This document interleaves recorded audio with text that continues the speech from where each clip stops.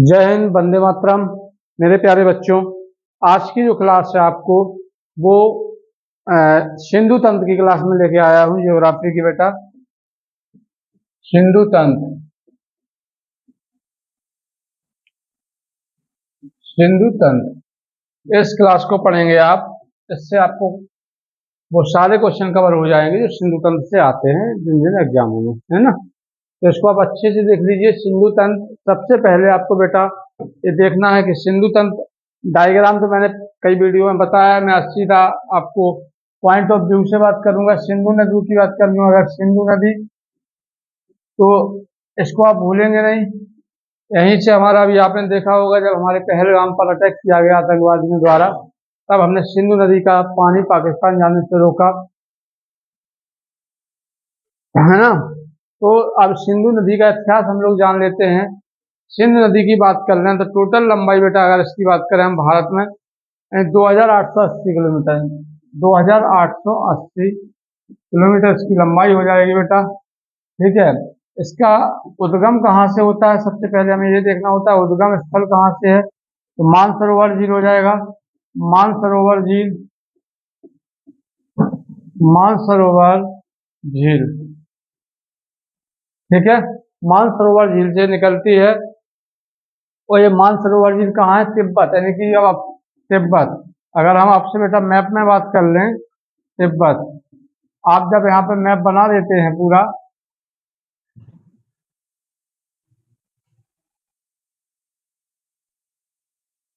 तो ये वाला आपका जो इलाका आ जाएगा इधर, ये तिब्बत का है। यहाँ से ऐसे यहाँ से निकलती है, तो ये आपकी क्या है? सिंधु है, सिंधु।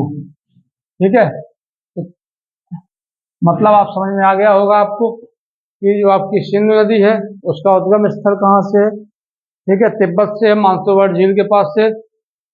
अब भारत में लंबाई, टोटल लंबाई तो ये हो गई, ये है पूरी लंबाई। लेकिन अगर हम बात कर लें कि सिंधु नदी की भारत में लंबाई कितनी है, भारत में लंबाई, तो याद रखिएगा भारत में लंबाई है बेटा 1114 किलोमीटर। ठीक है, कितनी है? 1114 किलोमीटर। ठीक है।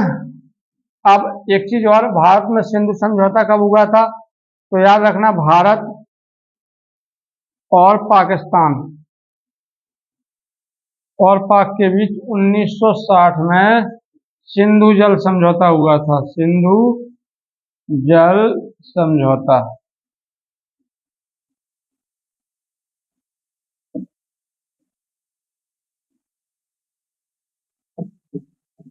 कब हो रहा है? 1960 में हो रहा है। इसके आगे की बेटा अगर कहानी हम लोग पढ़ने के लिए जाएंगे तो आप देखेंगे सिंधु, झेलम, चेनाब, यानी 3 नदियां थी इसमें समझौते में। सिंधु, झेलम और चेनाब,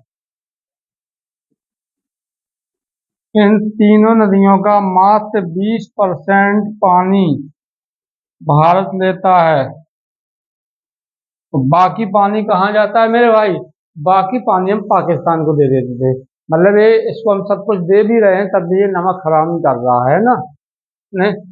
ठीक है, तो 20% पानी केवल हम लोग लेते थे, बाकी पानी हम लोग इसको पाकिस्तान की तरफ जाने दिए देते थे।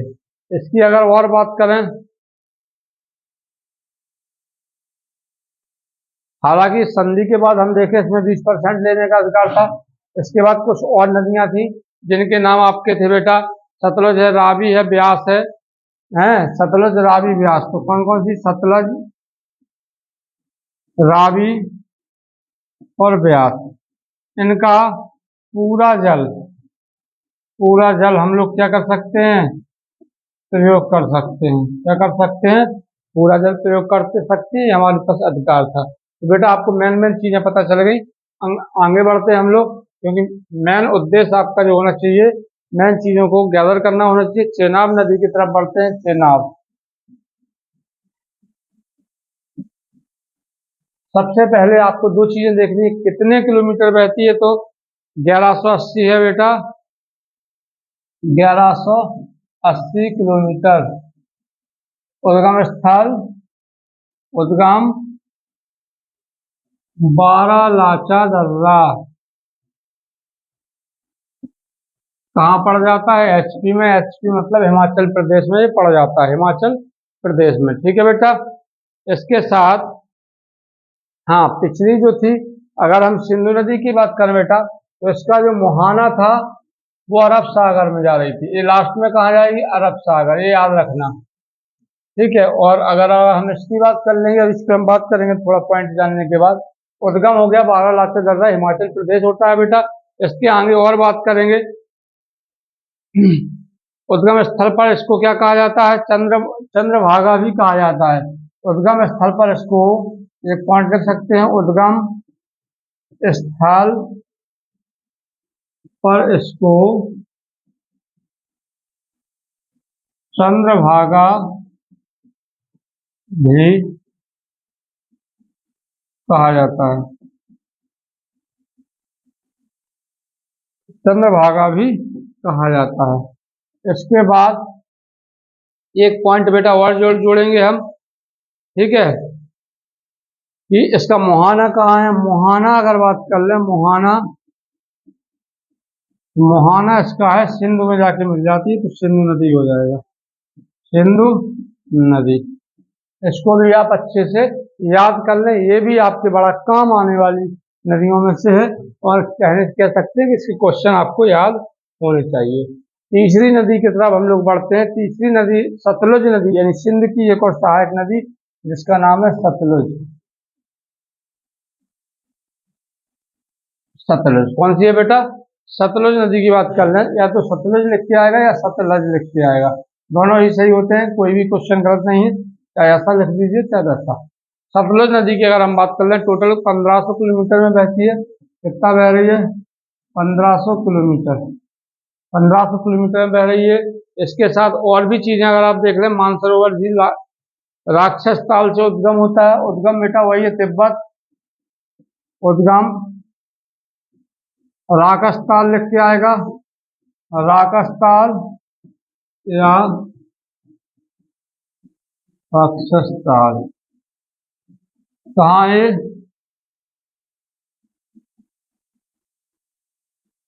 तिब्बत में। ठीक है, कहाँ है बेटा? ये तिब्बत में है, तिब्बत। इसकी भारत में लंबाई अगर हम बात कर लें बेटा, भारत में तो 1021 किलोमीटर, 1021 किलोमीटर। कितनी है? 1021 किलोमीटर है। तो इतने जानना है बेटा। इसके बाद हम लोग झेलम की तरफ बढ़ जाएंगे। झेलम नदी की तरफ जाइए आप, झेलम, क्योंकि हमें वही पढ़ना है जो जरूरी है, झेलम। अगर झेलम की तरफ आप भागेंगे तो 725 किलोमीटर है, 725, 725 किलोमीटर। उद्गम बैरीनांग झील, बैरीनांग झील। ठीक है बेटा, तो इसका उद्गम स्थल क्या हो जाएगा? बैरीनांग झील हो जाएगा।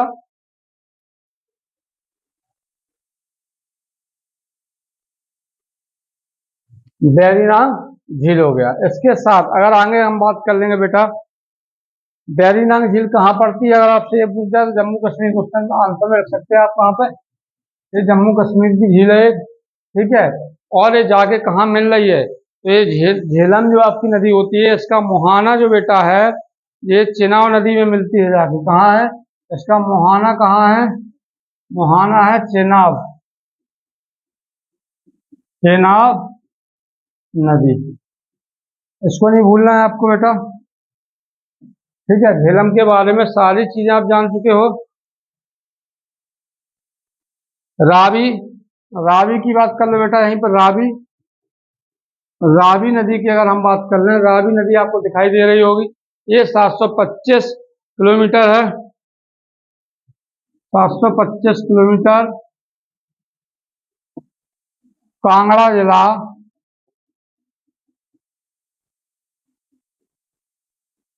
रोहतांग दर्रा, कांगड़ा जिला के बेटा रोहतांग दर्रे में स्थित है, और यह ब्यास कुंड के पास में है। कहाँ पर है? कांगड़ा जिला, रोहतांग दर्रा, ब्यास कुंड के पास, ब्यास कुंड के पास, HP। ठीक है, ब्यास कुंड के पास HP मतलब हिमाचल प्रदेश में है, ये रावी है।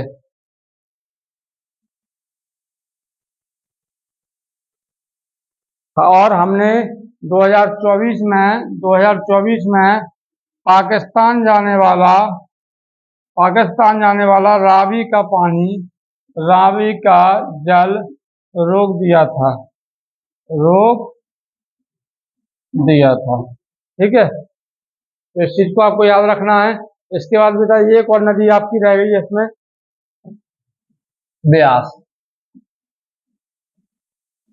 ब्यास की बात कर लो, ब्यास में 470 किलोमीटर रोहतांग दर्रा, 470 किलोमीटर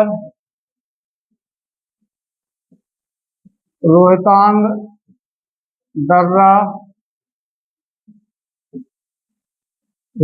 दर्रा, ठीक है, रोहतांग दर्रा है बेटा।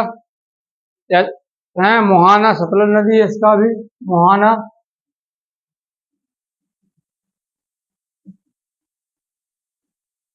सतलुज नदी,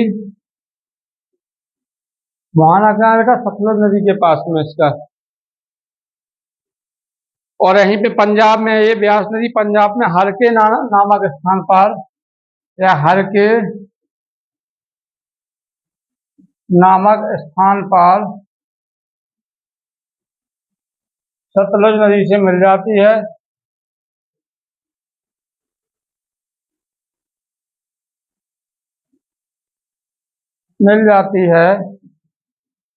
और हरके बांध बनाती है।